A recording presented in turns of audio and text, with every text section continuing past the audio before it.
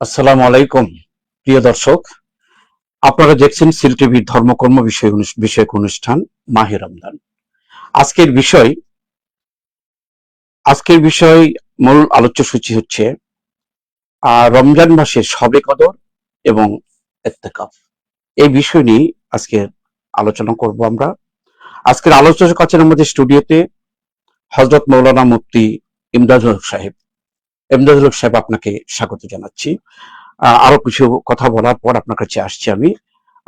আজকের অতিথির পরিচয় জানাচ্ছি, নাম বললাম, ইমাম ও খতিব, সরকারি মদনমোহন কলেজ মসজিদ সিলেট, জামে মসজিদ সিলেট।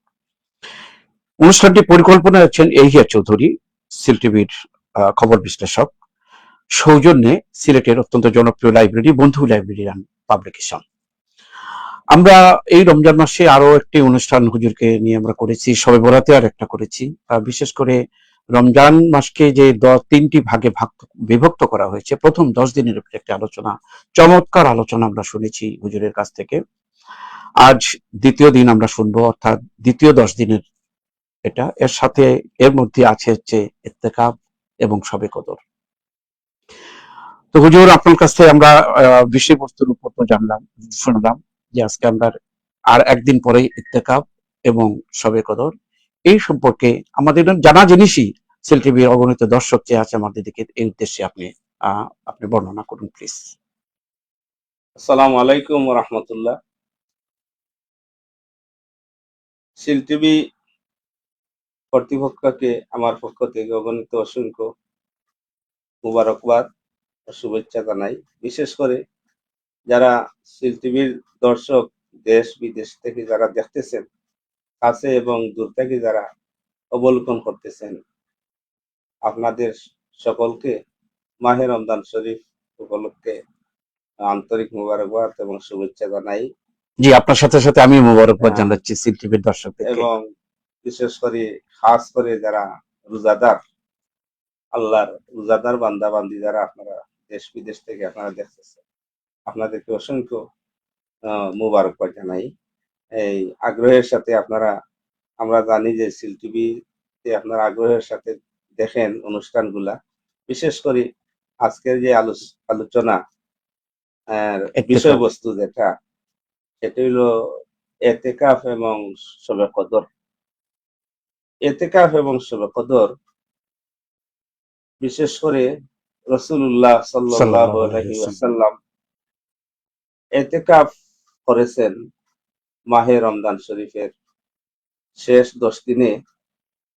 আমার নবী, আমার নবী, বিশ্ব নবী হুজুর নূর সাল্লাল্লাহু আলাইহি ওয়াসাল্লামের বিশেষ আমল মাহে রমজান শরীফের এতেকাফ। রাসূলুল্লাহ সাল্লাল্লাহু আলাইহি ওয়াসাল্লাম এতেকাফ করেছেন, এত গুরুত্ব দিয়েছেন। আমাদের নবী মুহাম্মদুর রাসূলুল্লাহ সাল্লাল্লাহু আলাইহি ওয়াসাল্লাম যেই বছর দুনিয়া থেকে পর্দা করেন, এই বছর আল্লাহর হাবিব সাল্লাল্লাহু আলাইহি ওয়াসাল্লাম 20 দিন ইতিকাফ করেছেন। এখন প্রশ্ন হলো, ইতিকাফ কেন করেছেন? ইতিকাফ করেছেন রাসূলুল্লাহ সাল্লাল্লাহু আলাইহি ওয়াসাল্লাম উদ্দেশ্য হইল শবে কদরে পাওয়ার জন্য। শবে কদর যাতে শবে কদর নিয়ে আলোচনা হবে আজকে, সেই শবে কদরকে পাওয়ার জন্য, শবে কদর যাতে ছুটে না যায়, এই শবে কদরে পাওয়ার জন্যই রাসূলুল্লাহ সাল্লাল্লাহু আলাইহি ওয়াসাল্লাম ইতিকাফ করেছেন। আচ্ছা জনাব, আমি একটা প্রশ্ন, অলরেডি দর্শকের থেকে আসতে পারে প্রশ্নটা, যে ইতিকাফ তো আমরা সাধারণত 10 দিন এবং একটা বেজোর রাতে করার সবে কদর আসতে করিয়া 10 দিন করা হয়, কিন্তু আপনার কাছ থেকে আজকে যেটা একটা নতুন কথা শুনলাম, এটা যে 20 দিন হুজুর সাল্লাল্লাহু আলাইহি সাল্লাম ওনার জীবনের শেষ সময় করেছে, এই ব্যাপারটা একটু খোলা ভাবে বলার, বললে বোধ হয় আর একটু উপকার হতো জনগণ। 20 দিন করেছেন এই জন্য যে শবে কদর যে আমরা তো সকলেই জানি 27 তারিখ। আসলে হাদিস শরীফ দেখাইলে, হাদিস শরীফ খুঁজলে দেখা যায় যে রমজান শরীফের 30 দিন রমজান শরীফ আল্লাহ পাকে দান করছেন। এই 30 দিনের যে কোনো বেজুর রাত শবে কদর হতে পারে। অতএব রমজান শরীফের 1 তারিখ, 3 তারিখ, এরকম 5 তারিখ থেকে নিয়ে যত বেজুর রাত আছে, প্রত্যেক বেজুর রাত শবে কদর হতে পারে। এটা রাসূল সাল্লাল্লাহু আলাইহি ওয়াসাল্লামের হাদিস শরীফ আছে। ইলতামিসু, তোমরা শবে কদর তালাশ করো, ফিল উইত্রে মিনার রমজানে, উতির মানে বেজুর, রমজান শরীফের বেজুর রাত তোমরা এই শবে কদর তালাশ করো। হয়তো এ রাইত নাই বা পরের রাইত, পরের বেজুর রাইত, অথবা এর পরের বেজুর রাত, এরকম তালাশ করতে করতে করতে রাসূলুল্লাহ সাল্লাল্লাহু আলাইহি সাল্লাম 20 দিন ইতিকাফ করেছেন। এমনকি কেউ সারাটা মাসও ইতিকাফ করেছেন। তবে আমার নবী সাল্লাল্লাহু আলাইহি সাল্লাম শবে কদরের জন্য যাতে শবে কদর ছুটে না যায়, যার কারণে নির্দিষ্ট যে আমরা 10 দিন করি, আমার নবী 20 দিন ইতিকাফ করেছেন। এই আমলটা বোধহয় বেশি প্রতিষ্ঠিত হ্যাঁ, ছিল। রাসূল সাল্লাল্লাহু আলাইহি সাল্লাম শবে কদর পাওয়ার জন্য এতেকাফের গুরুত্ব দিয়েছেন। এতেকাফের গুরুত্ব এই জন্য যে এতেকাফ, প্রথমে আসেন এতেকাফ এটা কি নতুন কোনো কিছু বিষয় নেই যে না, কুরআন শরীফে এতেকাফের ব্যাপারে কি বলা হয়েছে সেটা আপনার আমার সবাই দেখতে হবে। কুরআন শরীফে আল্লাহ সুবহানাহু ওয়া তাআলা বলেন, ওয়াহিদনা ইলা ইব্রাহিমা ওয়া ইসমাঈলা আন তাহিরা বাইতা লিত-তাইফিনা ওয়াল আকিফিনা ওয়ার রুকআইস সুজুদ। আল্লাহ পাক বলেন, আমি হযরত আমার নবী ইব্রাহিম আলাইহিস সালাতু ওয়াস সালাম এবং ইসমাইল আলাইহিস সালাতু ওয়াস সালামরও আমি সেই সময় নির্দেশ দিয়েছি, আমার ঘরকে তোমরা নামাজ দ্বারা, ইতিকাফ দ্বারা, রুকু সুজদা দ্বারা আমার ঘর, আমার বাইতুল্লাহ শরীফকে তোমরা আবাদ করো। এই আয়াত দ্বারা প্রমাণিত হয় যে ইতিকাফ শুধু ইসলাম নবী মুহাম্মদ সাল্লাল্লাহু আলাইহি ওয়াসাল্লাম যুগ থেকে এটা প্রচলিত নয়, এটা আরো এর আগ থেকে। এমনকি ইতিহাসের মধ্যে পাওয়া যায় মানুষের গুরুত্বপূর্ণ কোনো কিছু হাসিল করার জন্য ইতিকাফ মানত। আমার যদি এই বিষয়টা আমার এটা মানত করত, হ্যাঁ, আমি আল্লাহর ঘরে ইতিকাফ করব।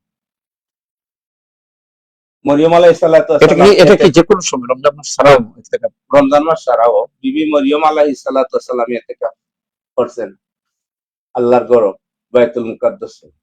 যার কারণে মরিয়ম আলাইহিস সালাতু ওয়াস সালামের এত গুণ হইল কেন? ইতিকাফের বদৌলতে। এমনকি মরিয়ম আলাইহিস সালাতু ওয়াস সালামকে আল্লাহ পাক একটা ছেলে দান করলেন, বিনা বাপেই আল্লাহ সুবহানাহু ওয়া তাআলা ঈসা নবী দান করলেন। এর মূল হইল ইতিকাফ। কাজেই ইতিকাফের এত গুরুত্ব। আগেকার মানুষে মান্যত করত, যেটা বললাম, বিভিন্ন গুরুত্বপূর্ণ বিষয় হাসিলের জন্য ইতিকাফ মান্যত করত। আমার এই জিনিসটা হাসিল হলে আমি ইতিকাফ করব। কাজেই ইতিকাফটা এই প্রচলনটা সম্ভবত এখন আর সমাজে নাই, মুসলিম সমাজে। এখন তো মানুষে আগেকার অনেক জিনিস মানুষে এগুলা মানে মানতে চায় না, এগুলা পালন করতে চায় না, কিন্তু এগুলো ছিল, উদাহরণ দেখাইলে দেখা যায় এগুলা ছিল।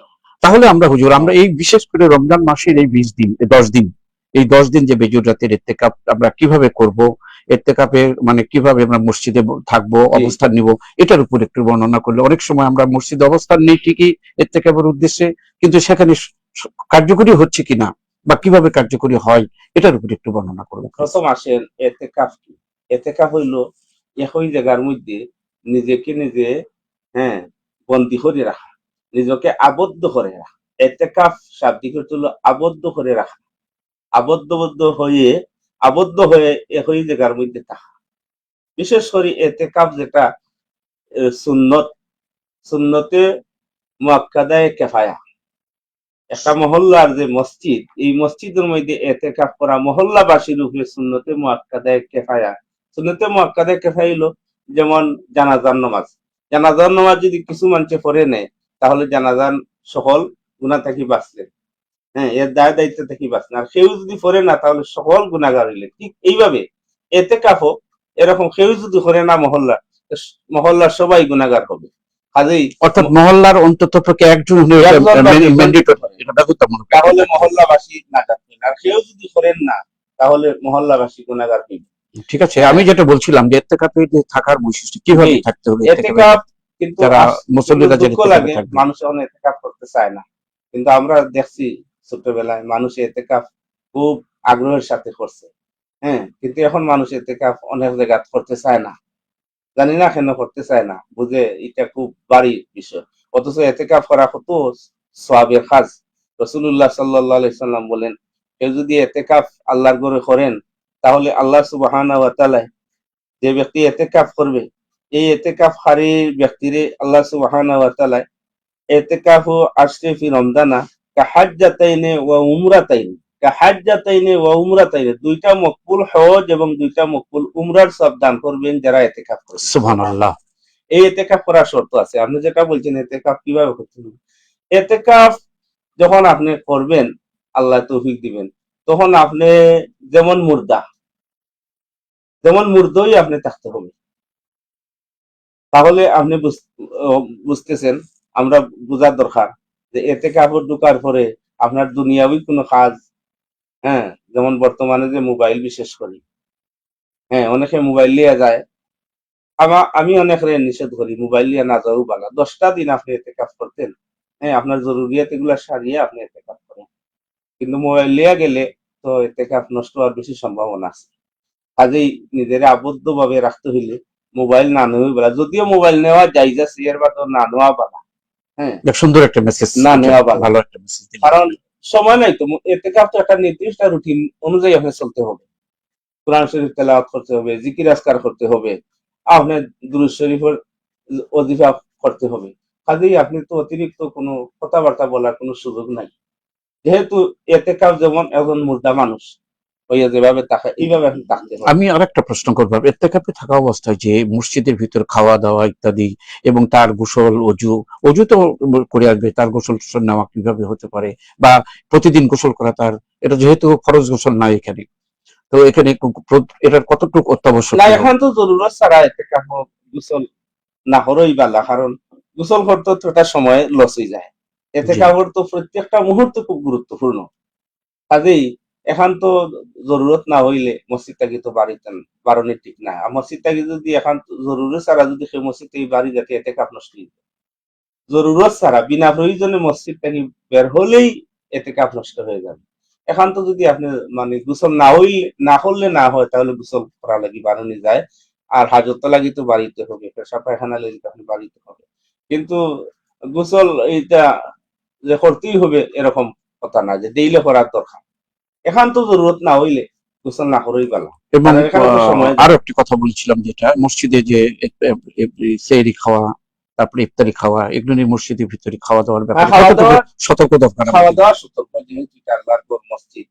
আপনার খাওয়া দাওয়া হইলে এক সাইডে আপনি, হ্যাঁ, আপনার খাওয়া দাওয়া শেষ করিয়া এগুলারে আলাদা করি একটা ব্যবস্থা করিয়া রাখার দরকার। কিন্তু এলোমেলো করে আপনি খাইলেন, খাইলেন, ওখানেও আপনি চা পান করলেন, এখানেও আপনি এরকম মসজিদও বড়াইলেন, মসজিদে নোংরা করলেন, এরকম তো ঠিক না। আপনি মসজিদের এক সাইডে খাওয়া দাওয়া করতে পারবেন, খাওয়া দাওয়া করতে হবে। যেহেতু সাহারি ইফতারি এগুলা তো আপনি মসজিদের ভিতরে খাইতে হইবে। কিন্তু এলোমেলো করিয়া এগুলা রাখা ঠিক না, যেহেতু এটা আল্লাহর ঘর। হ্যাঁ, কাজেই আপনি সতর্ক হইয়া থাকতে হবে, সবকিছু গুছাইয়া রাখতে হবে। আপনি ইত্তেকাফ থাকার উপরে ওয়ার্কা গুরুত্ব দিলেন, যে এখানে অনেক একটা হজের সোয়াবের কথা বলছেন আর কি, জি, উট দুইটা কোরবানি, দুইটা দুইটা হজ এবং দুইটা উমরার সওয়াব আল্লাহ উমরার রাখতে সোয়াবের দান কথা করেন। শুধু বললেন তা আর কি। নয়, রাসূলুল্লাহ সাল্লাল্লাহু আলাইহি ওয়াসাল্লাম বলেন, যারা ইতিকাফ করবে আল্লাহর এই বান্দা বান্দীদেরকে এমন ভাবে নিষ্পাপ করবেন যেমন কাওয়ালাদাতু উম্মু, মায় যেভাবে নিষ্পাপ ছেলে সন্তান জন্ম দান করে, এভাবে যারা ইতিকাফ করবেন তাদেরকে আল্লাহ সুবহানাহু ওয়া তাআলা নিষ্পাপ করিয়া মসজিদ থেকে বের করে দিবেন। সুবহানাল্লাহ। সুবহানাল্লাহ। এই এতেকাফ আবার শুধু যে পুরুষের করার বিধান তা নয়, মহিলারাও করতে পারবে। মহিলারা তখন আমার তো নবী মোহাম্মদ এটা কি মসজিদে না না, বাসায়? রাসূলুল্লাহ সাল্লাল্লাহু আলাইহি সাল্লাম ইতিকাফ করেছেন। আন্নান নবী সাল্লাল্লাহু আলাইহি ওয়াসাল্লাম কানা ইয়াতাকিফুল আশরাল আওয়াখিরা মিন রমজান হাত্তা তাওয়াফাহুল্লাহু সুম্মা ইতিকাফা আজওয়াজুহু মিন বাদিহি। হাদিস শরীফ আছে যে রাসূল সাল্লাল্লাহু আলাইহি সাল্লাম ইতিকাফ করেছেন মসজিদে।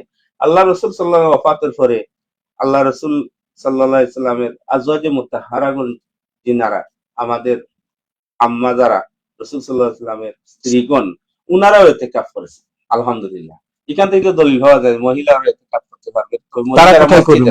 মসজিদে নয়, মসজিদে না? মসজিদে নয়, মহিলারা করবেন উনাদের ঘরের একটা রুমে, নির্দিষ্ট করে এই রুমের মধ্যে ইতিকাফ করবেন।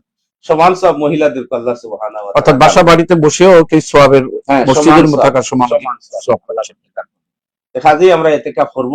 আমরা ইতিকাফের প্রতি অনীহা ভাব যেন দেখাই না। ইদানিং অনেক জায়গায় অনীহা ভাব দেখা যায়।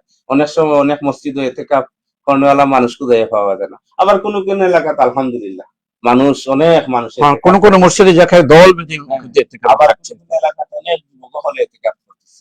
তা আমি আহ্বান করব যুবক যারা বিশেষ করে আপনারা ইতিকাফ করুন। অনেকের তো স্কুল কলেজ বন্ধ। লেখাপড়া সরকারের তো আলহামদুলিল্লাহ সরকারের ধন্যবাদ জানাই যে মাহে রমজান শরীফও সরকারি বন্ধ দিচ্ছেন। আসলে মাহে রমজান শরীফও স্কুল কলেজ এগুলা বন্ধ থাকা দরকার, মানুষ ইবাদত বন্দেগী করার সুবিধা হয়। এবছরও আমাদের নতুন সরকারে আলহামদুলিল্লাহ স্কুল কলেজ বন্ধ রাখছেন। কাজেই আমি স্কুল কলেজের ভার্সিটির ছাত্র যারা আছেন আপনারা ইতিকাফ করবেন। আগামী 20 তারিখ 20ই রমজান শরীফ বাদ আসর ইতিকাফে বসতে হবে। অর্থাৎ কালকেই হ্যাঁ, প্রস্তুতি 20 নিচ্ছেন। রমজান শরীফ আর বাদ আসর আপনি ইতিকাফে বসতে হবে। কাজেই যারা আর কোনো জরুরত খাম কাজ নাই, ফ্যামিলিগত তেমন দায়িত্ব নাই, লেখাপড়া তো যেহেতু স্কুল কলেজ বন্ধ, আপনারা ছাত্র যারা আছেন আপনারাও ইতিকাফ করেন। অনেক জায়গা তো করতেছে যে আপনারা ইতিকাফ করবেন। আমি আহ্বান জানাই দেশে বিদেশে যারা আপনারা শুনতেছেন আপনারা ইতিকাফ করবেন। যে শুধু বয়স্ক মানুষ ইতিকাফ করতে হবে আর আমরা ইতিকাফ করবো না তা না। ইতিকাফ করেন, কারণ এত সব দুইটা মকবুল হয়, দুইটা মকবুল উমরার সব পাওয়া যায়। তাছাড়া কাওয়ালাদা তো উম্মু নিষ্পাপ করে আল্লাহ সুবহানাহু ওয়া তাআলা মসজিদ থেকে বার করেন। আমি মনে করি আপনারা ইতিকাফ সম্পর্কে যতটুকু আলোচনা করেছেন অনেক উপকৃত হবে আমাদের। ইতিকাফের মূল উদ্দেশ্য আমি আগে বলছি সবে কদর পাইবেন। আমি ওটাই বলতে চাই, সবে কদর সম্পর্কে। সবে কদর পাইবেন। আর সবে কদর তো আলহামদুলিল্লাহ সবে কদরের ব্যাপারে তো আমরা সকলেই জানি, কুরআন শরীফে আল্লাহ সুবহানাহু ওয়া তাআলা একটা কমপ্লিট সূরা নাযিল করছেন, সূরাতুল কদর। সূরাতুল কদর 30 পারার মধ্যে এই সূরাটা আল্লাহ সুবহানাহু ওয়া তাআলা সবে কদর সম্পর্কে নাযিল করেছেন। কেন? সবে কদর কি? রাসূলুল্লাহ সাল্লাল্লাহু আলাইহি সাল্লাম একবার বনী ইসরাইলের একজন নবী হযরত শামাউন আলাইহিস সালাতু ওয়াস সালামের ব্যাপারে বললেন যে আল্লাহর নবী শামাউন আলাইহিস সালাম 1000 বছর হায়াত পাইছিলেন।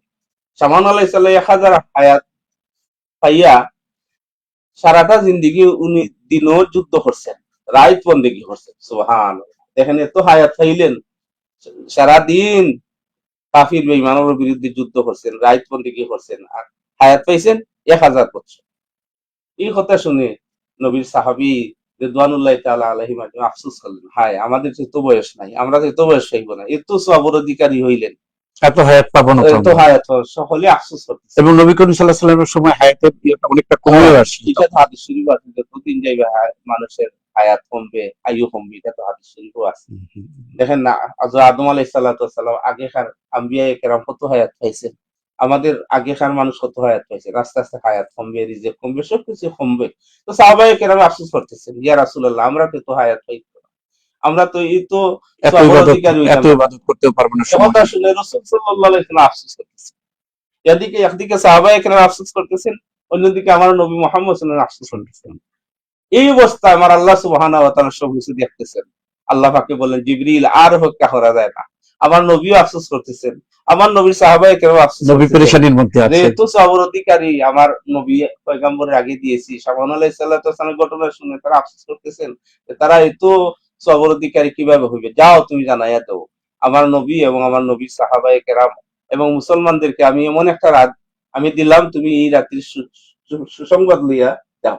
সুবহানাল্লাহ। তুমি গিয়া বলো বিসমিল্লাহির রহমানির রহিম ইন্না আনজালনাহু ফি লাইলাতুল কদর ওয়া মা আদরাকা মা লাইলাতুল কদর লাইলাতুল কদরি খায়রুম মিন আলফি শাহর ইলা আখিরিল আয়াত।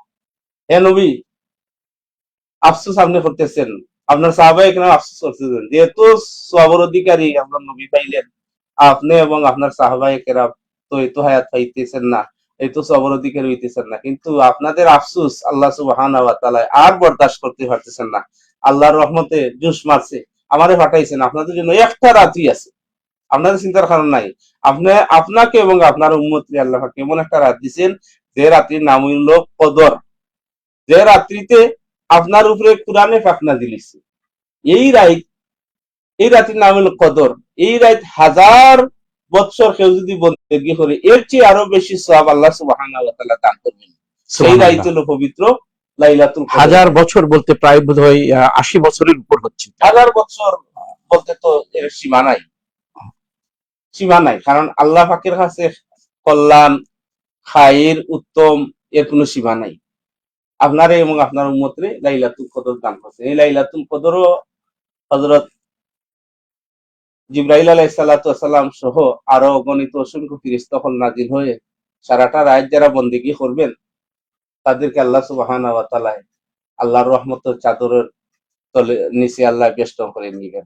সুবহানাল্লাহ। হ্যাঁ, সালামুন কাওলাম মির রব্বির রাহিম, সালামুন হিয়া হাত্তা মাতলাইল ফাজর।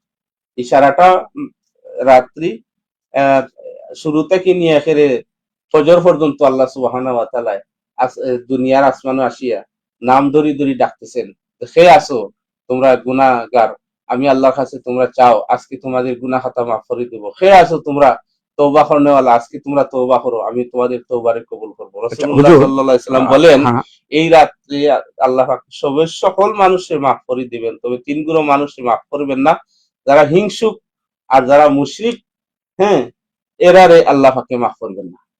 যারা হিংসুক মানুষ, যারা মুশরিক মানুষ, আর যারা এই কবিরা গুনার মধ্যে জর্জরিত, এদেরকে মাফ করবেন না যত সময় তওবা না আসে। কাজেই বিশেষ করে হিংসুক যারা, হিংসা পেট্রোলিয়ে যদি আপনি লাইলাতুল কদর নামাজ পড়েন হবে না, আপনি হিংসা বিদ্বেষ দূর করতে হবে। হ্যাঁ, এরপরে আপনি যারা সুদকুর, বিশেষ করে যারা নিশাকুর, সুদখোর, যারা নেশাখোর। হ্যাঁ নিশাকুর, যারা নিশা খায়, নাউজুবিল্লাহ মিন যালিক, আর নিশাও খায়, আবার শুদ্ধ খায়, আবার লাইলাতুল কদর ইবাদত বন্দেগী করে, এদেরকে মাফ করবেন না যত পর্যন্ত এই গুনাহটা কি তওবা না করছে। আমি দর্শকের পক্ষ থেকে একটা প্রশ্ন করতে চাচ্ছি আপনাকে। আল্লাহ তো মাফ করবে, আল্লাহ ঘোষণা দিয়েছেন এই তিন তিন পদের ব্যক্তি ছাড়া সবাইকে মাফ করে দিবে। আল্লাহ মাফ করার জন্য চৌথা আসমানে নেমে আসতেছেন, কিন্তু আমাদের এই রাতে যারা সবে কদর তালাশ করছি, আপনি বেজুর রাতে, এই বেজুর রাতগুলোর মধ্যে আমাদের এই রমজানের তো আমার নির্দিষ্ট একটা রুটিন আছে, তারপরে এই রাতের জন্য এই রাতে আমরা কি ইবাদত করতে পারি, সেই ইবাদত গুলো কি হতে পারে? এই রাত, একটু ছোট করে মানুষ যেন সহজভাবে জিনিসটা এই রাত পালন করতে পারে। আরম্ভ হওয়ার থেকে নিয়েই পয়লা আমরা ইবাদত করব। আমরা মাগরিবের নামাজ পড়ে 6 রাকাত তাওয়াবির নামাজ আমরা পড়ব। আওয়াবিল নামাজ। হ্যাঁ, মাগরিবের নামাজ পড়ে আমরা 6 রাকাত তাওয়াবির নামাজ পড়ব। রমজান শরীফে তো আলহামদুলিল্লাহ অনেক মানুষ তাওয়াবির নামাজ পড়তেছেন, আলহামদুলিল্লাহ দেখতেছি। এরপরেও বিশেষ করে সবে কদরও আমরা একটা রুটিনে চলবো। পয়লা নিজে একটা রুটিন বানাইতে হবে যে আমার এই রাতটা আমি, আমি হ্যাঁ হ্যাঁ, ওইটাই আমি একটা চাচ্ছি রুটিন যে ওই রাতকে কেন্দ্র মেনটেন করে করে মানুষ কি কর্মসূচি একটা নিতে পারে। রুটিন মেনটেন করে চলতে হবে। এই রুটিন মেনটেন করতে গিয়ে প্রথমে আপনি এই মাগরিবের নামাজ আদায় করিয়া 6 রাকাত নামাজ আপনি পড়বেন, আওয়াবিন নামাজ। এরকম দুই রাকাত দুই 2 রাকাত রাকাত করে। 2 রাকাত করে আওয়াবিন নামাজ পড়বেন। পরে আপনি এশা পর্যন্ত যদি পারেন তা আপনি একটু জিকির আজকার করলেন, বা ইফতার পরে তো অনেকে একটু রেস্টের দরকার আছে। আপনি পরে এশার নামাজ পড়লেন, এশার নামাজ, এশার নামাজ, তারাবির নামাজ তারাবির শেষ নামাজ করে। এগুলা পড়িয়া শেষ করিয়া তখন আপনি নির্দিষ্ট একটা অজিফা আছে আপনার, ব্যক্তিগত অনেকের অজিফা আছে যে আমি অত রাকাত নামাজ পড়বো বা এরকম আমি তসবিহ পড়বো, এরকম প্রত্যেকের মানে সহজভাবে একটা অজিফা বানাইয়া আপনার রাইত উদযাপন করতে হবে। এক মুহূর্ত নষ্ট করা যাবে না। নফল নামাজ 2 রাকাত 2 রাকাত করে করবেন। এরকম লাইলাতুল কদর বলিয়া 2 রাকাত এটা কি কদরের কোনো, নামাজ। এটা কি কোনো নির্দিষ্ট সূরার দরকার না, আছে? নির্দিষ্ট সূরা বলতে যদি আপনি পারেন যে ইন্না আনজালনা সূরা, কদর সূরা সূরা একটা, কদরটা এটা পড়া। পয়লা রাকাত ইন্না আনজালনা সূরা, বা 2 রাকাত সূরা ইখলাস পড়িয়া এরকম 2 রাকাত 2 রাকাত করে কদরের নামাজ পড়েন। যদিও হাদিস শরীফে এরকম জোরালো নাই যে কদরের নামাজ বলিয়া পড়তে হবে, কিন্তু কোনো কোনো কিতাবের মধ্যে 2 রাকাত 2 রাকাত ইন্না আনজালনা সূরা দি পড়িয়া এরকম অনেকে নামাজ পড়েন। এটাও পড়তে পারবেন। নফল নামাজ তো যেকোনো সূরা দিয়ে পড়া যায়, তবে যেহেতু এটা কদরের রাইত, এই নামাজ, এই সূরা কদর, সূরা কদরের গুরুত্বটা একটু বেশি দেওয়া হয়েছে। এরকম আপনি কিয়ামুল লাইলও পড়তে পারেন, কিয়ামুল লাইলও অনেকে পড়তে পারেন। জি, কেমন লাইল এটার একটু ব্যাখ্যা। এটা 2 রাকাত 2 রাকাত করিয়া আপনি তাহাজ্জুদের রক্ত আপনি পড়লেন। তাহাজ্জুদের হ্যাঁ, সময়। যদিও আমাদের হানাফি মাযহাব এরকম জোরালো বক্তব্য নাই যে কিয়ামুল লাইল আপনি জামাতে পড়তে হবে, এরপরেও অনেকে বিশেষ অনেক রাইত করেন, এই রমজান মাসে এই হয়তো পড়তে জামাতে পারেন। করা হয়। এটা যে নিষিদ্ধ এরকম পড়তে পারবেন না, জোরালো ভাবে নিষিদ্ধ এরকম কিছু নাই। আপনি পড়িয়া গুরুত্বটা কোনটার বেশি হতে পারে এখানে, জামাতের সাথে পড়াটা না একলা একলা পড়াটার গুরুত্ব বেশি এই জমাতের সাথে নামাজটা? অন্যান্য মাযহাবে জমাতে গুরুত্ব দিছে কিয়ামুল লাইল, তবে আমাদের হানাফি মাযহাবে কিয়ামুল লাইলের গুরুত্ব নাই, যেহেতু এটা নফল। হ্যাঁ, এ তো ডুল ডাল পিটাইয়া নফল বন্দেগী, এটা আমাদের হানাফি মাযহাবে যতটুকু পারা যায় নফল বন্দেগী নিজেরে নিজে একটু সেফ রাখা বা আচ্ছা গোপন জনাব, রাখা ভালো। তাহাজ্জুদের নামাজটা ইদানিং কালে আমরা ইদানিং না, দেখা যাচ্ছে যে মসজিদে জামাতের সাথে পড়া হচ্ছে, আবার অন্যখানে আমরা বিভিন্ন ভাবে আপনাদের মাধ্যমে বা কিতাবাদের মাধ্যমে আমরা জানছি যে যে তাহাজ্জুদের নামাজটা খুব গোপনে একলা একলা পড়া উচিত, একজন যেন না জাগতে পারে, না জাগিয়া নিজে নিজে পড়ে? না, তো আগেই বললাম যে তাহাজ্জুদের নামাজ আপনি জমাতে অনেক এলাকাত পড়া হয় বা অন্যান্য দেশেও পড়া হয়, অন্যান্য মজাব এরকম আছে তারা পড়ে, কিন্তু আমাদের হানাফি মজাব আমি আগেই বলছি, আমাদের হানাফি মজাবে এরকম নফল নামাজ, অর্থাৎ আমাদের এই হ্যাঁ, মহাদেশে এরকম মহাদেশে তো জমাতে নামাজ এই মহাদেশে হানাফি পড়া মজাবটাই এত বেশি। জরুরত নাই বা এরকম বলা হয়েছে না। যতটুকু পারেন আপনি একা একাই করেন, একা একাই যতটুকু পারেন করেন। এরপরে কেউ যদি ফরিলায় কিন্তু জোরালো ভাবে নিষেধ। আমরা শেষ করবো অনুষ্ঠান। শেষ করার আগে আবারও প্রশ্ন করছি আপনাকে, এই শবে কদরের যেহেতু কালকের পরের দিন থেকে বেজোর রাতে আমরা অনুসন্ধান করব শবে কদর, আরো কি নির্দিষ্ট কোনো কিছু আছে শবে হ্যাঁ, কদর শবে পাওয়ার কদর, জন্য আমরা কিভাবে আরো একটু শবে কদর পাওয়ার জন্য যে ইতিকাফ, যেটাই বললাম, ইতিকাফ আমরা করব। তার সাথে আর আরেকটা প্রশ্ন যারা করি আমি, যে আপনি আগে বলেছেন তারপরে বলছি যে 27 তারিখে আমাদের দেশে বলা হয় 27 তারিখ শবে কদরের রাত, এই যে একটা ঘোষণা রাষ্ট্রীয়ভাবে বলা হয়, এটার গুরুত্বটা কি ওইভাবে নেওয়া উচিত, না আমরা ওই যে কোনো তারিখটাকে আমরা শবে কদর বলবো? না, শবে কদর তো আমি আগেই বলছি যে রাসূলুল্লাহ সাল্লাল্লাহু আলাইহি সাল্লাল্লাহু সাল্লাম আলাইহি সাল্লাম। বলছেন যে তোমরা তাহাররাউ লাইলাতাল কদরি ফিল উইত্রি, মাহে রমজান শরীফের বেজুর রাত্রিতে তোমরা শবে কদর তালাশ করো। যে শুধু 27 রাত সবে আসবে আর আমি শবে কদর পালন করব, আর অন্যান্য রাতের কোনো খবর নাই, এরকম হইতে পারে না। প্রত্যেক বেজুর রাত শবে কদর হইতে পারে। শুধু একটা হযরত ইবনে আব্বাস, আব্দুল্লাহ ইবনে আব্বাস রাদিয়াল্লাহু তাআলা আনহু থেকে বর্ণিত একটা হাদিস পাওয়া যায় 27 তারিখের পক্ষে। হ্যাঁ, এইটাও হাদিসও মজবুত আছে, একেবারে মানে পালাইবার নাই, যার কারণে 27 তারিখ আমরা শবে কদর বলি। আর তাছাড়া ইমাম আবু হানিফা রহমতুল্লাহি 27 তারিখের পক্ষে উনি জোরালো যুক্তিও দিয়েছেন। যেমন লাইলাতুল কদর যে শব্দ এখানে যে সূরা কদরের মধ্যে আসছে, দেখো একবার, উনি এটার উপরে বিশ্লেষণ করিয়া উনি বলছেন, এবং হাদিস শরীফ এটা হযরত ইবনে আব্বাস থেকে বর্ণিত ও হাদিসের আলোকে, এবং লাইলাতুল কদর যে কয়েকবার আসছে সূরাতুল কদর, জি ওখানে জি। উনি তাফসীর করিয়া বলছেন যে 27 তারিখ। হ্যাঁ, আবার 27 তারিখ যে নির্দিষ্ট 27 তারিখ এই করতে হবে আর অন্য তারিখে না, এরকম না। অনেক প্রত্যেক অনেক বেজুর রাইতে। ধন্যবাদ, আমরা সময়। তাছাড়া আর একটা দোয়া আছে এই জি, এই রাত্রিতে থ্যাংক ইউ। আমলের ব্যাপারে, বিশেষ করে হযরত আয়েশা সিদ্দিকা রাদিয়াল্লাহু তাআলা আনহায় রাসূলুল্লাহ সাল্লাল্লাহু আলাইহি ওয়াসাল্লাম বলতে, ইয়া রাসূলুল্লাহ, এই সমস্ত গুরুত্বপূর্ণ রাত্রিতে আমি কোন দোয়া পড়তে পারি? তখন রাসূলুল্লাহ সাল্লাল্লাহু আলাইহি ওয়াসাল্লাম বলছিলেন, ও আয়েশা, তুমি পড়ো আল্লাহুম্মা ইন্নাকা আফুউন তুহিব্বুল আফওয়া, আল্লাহুম্মা ইন্নাকা আফুউন তুহিব্বুল আফওয়া ফাআফু আন্না ইয়া গাফুরু ইয়া গাফুরু ইয়া গাফুর। যেহেতু আল্লাহ পাকে এই লাইলাতুল কদরের রাতে আপনার আমার মাথার উপরে যে আসমান, এই আসমানও আসিয়া ডাকতেছেন, এর কাছে আসিয়া ডাকতেছেন, অতএব এই দোয়া করো, হে আল্লাহ, আল্লাহুম্মা ইন্নাকা আফুউন, আপনি তো ক্ষমাকারী, আল্লাহ আপনি তো ক্ষমারে পছন্দ করেন, আমি আমার জিন্দেগীর গুনার সম্বন্ধে আল্লাহ আমি ক্ষমা চাইতেছি, মাফ চাইতেছি, আপনি আমারে মাফ করে দেন। অবশ্যই আল্লাহ সুবহানাহু ওয়া তাআলা মাফ করে দিবেন। সুন্দর আর একটা, এই দোয়াটা আপনি সুন্দর করবো, একটি দোয়ার আল্লাহুম্মা কথা। ইন্নাকা আফুউন তুহিব্বুল আফওয়া ফাআফু আন্না ইয়া গাফুরু ইয়া গাফুরু ইয়া গাফুর। এই দোয়াটা আপনি আমি প্রিয় করবো। দর্শক, আমাদের সময়ের অভাবে আমরা সাজাতে পারছি না, শেষ সময় আমাদের আজকের অতিথি জনাব ইমদাদুল হক সাহেব যে দোয়ার কথা আমাদেরকে জানিয়ে দিলেন। আমি প্রশ্ন করতে চাইছিলাম আপনার দর্শকের পক্ষ থেকে যে এই রাতের বিশেষ বিশেষ গুরুত্ব আর কি থাকতে পারে, সেখানে একটা সুন্দর কথা বলে একটা দোয়ার তিনি শিখিয়ে দিলেন। এটা আমরা সকলেই জানি। এই চর্চাগুলো আমরা যখন করি না, দীর্ঘদিন পরে, 1 বছর পরে রমজান মাস আসে, গুরুত্ব থাকে তখন শবে কদর, ইত্তেকাফ ইত্যাদি, এই জন্য করে এই আলোচনাগুলো যদি আমরা শুনি, মিডিয়ার মাধ্যমে হোক, ওয়াজের মাধ্যমে হোক, তখন আমরা এখান থেকে কিছু না কিছু উপকৃত হই। আজকের এই অনুষ্ঠানে এই কথাগুলো যদি আমরা শুনি এবং কিছু আমল করি, তাহলে আমাদের এই অনুষ্ঠানেরও সার্থকতা তখনই আসবে। প্রিয় দর্শক, আমরা শেষ করব। শেষ করার আগে আমি বলছি যে আজকের ইত্তেকাফ সম্পর্কে যে আলোচনা হলো, যে একটি মহল্লায় কমপক্ষে একজন হলেও ইত্তেকাফ রাখতে পারে, কিন্তু ম্যান্ডেটরি, এটা বাধ্যতামূলক। আর শবে কদরের জন্য নির্দিষ্ট কোন তারিখ উনি যেভাবে ব্যাখ্যা করেছেন, 21 তারিখ থেকে শুরু করে 27 তারিখের মধ্যে বেজুরের রাতগুলোকে আমরা অনুসন্ধান করব।